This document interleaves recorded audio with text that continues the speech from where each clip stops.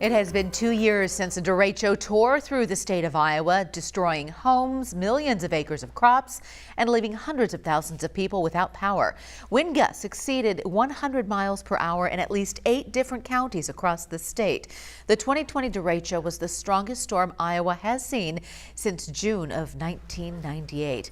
Local 5's chief meteorologist Brad Edwards joining us now as we recap the devastation of the 2020 derecho. Yeah, Brad, what can you tell us about that historic storm? Well, yeah, historic in many ways, in so many ways. It was the costliest thunderstorm to ever roll through the United States of America, and probably the world for that matter, because it was such an incredible complex of storms. And you can see it started out in South Dakota and in Nebraska in the morning hours. It rolled into Iowa pretty quickly, got to the metro around 10, 11 o'clock, and it just plowed on through. I-80 and Highway 30 was kind of the corridor that it went through, and it just packed all kinds of wind with it and a lot of damage out there. Here's a wind map, kind of get an idea where the heaviest winds were. And you can see southern Greene County, southern Story County. So it was kind of just south of the Ames area. And of course, those areas saw a lot of damage in that area. And here's some of the wind gusts out there. Atkins, 126, and we're talking Marshalltown, about 100 miles per hour. And these are very accurate readings, in fact. Even Urbandale had a wind gust of 85 miles per hour. Extreme damage out there,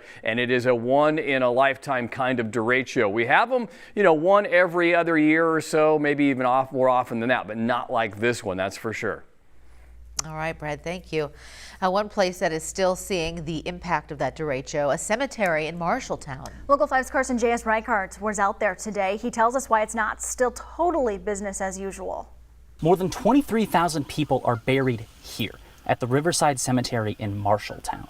2 years ago, their long rest was interrupted by the derecho that devastated the state. And even after all that time, some scars still haven't healed.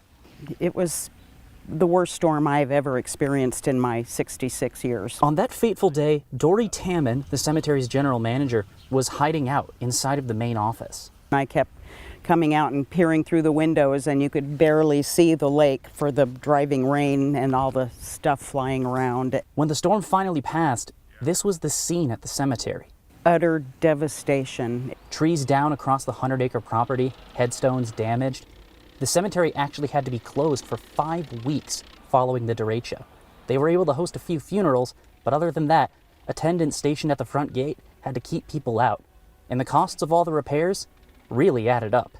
Our tree bill, removal bill, was $700,000.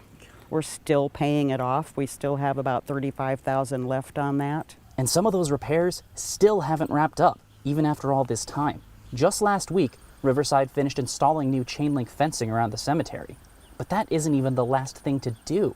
The recovery is still going on. We still have root balls and tree stumps that need to be taken out. In Marshalltown, this is Carson J.S. Reichart for Local 5 News.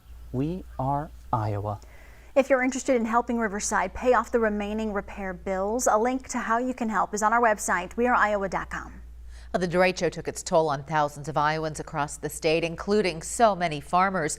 The storm impacted millions of acres of farm grounds and tens of millions of bushels of grain storage.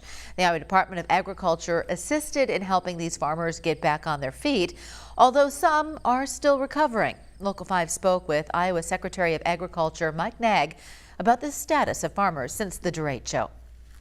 The good news from an ag perspective is that most of the damage to property or buildings or to that crop were actually insurable things, and so farmers were compensated for that. Now, it never makes a farmer completely whole, but it did provide some assistance to help them get back on their feet.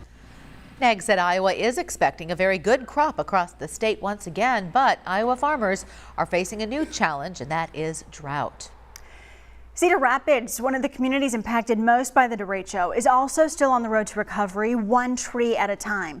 Relief Cedar Rapids is a plan developed through the city of Cedar Rapids to replant fallen trees following the 2020 derecho. Now, the plan's goal is to plant more than 42,000 trees along Cedar Rapids streets and in city parks, and includes designs for 38 parks. Now, so far, Relief has already replanted more than 2,700 trees in the Cedar Rapids area. So as you can see, the light green and pink pink areas are where trees have already been planted, with the remaining colors being areas that are yet to be covered. Relief believes that by 2029, they can plant 34,000 more trees than are marked on this map. For more information on this project, visit cedar-rapids.org.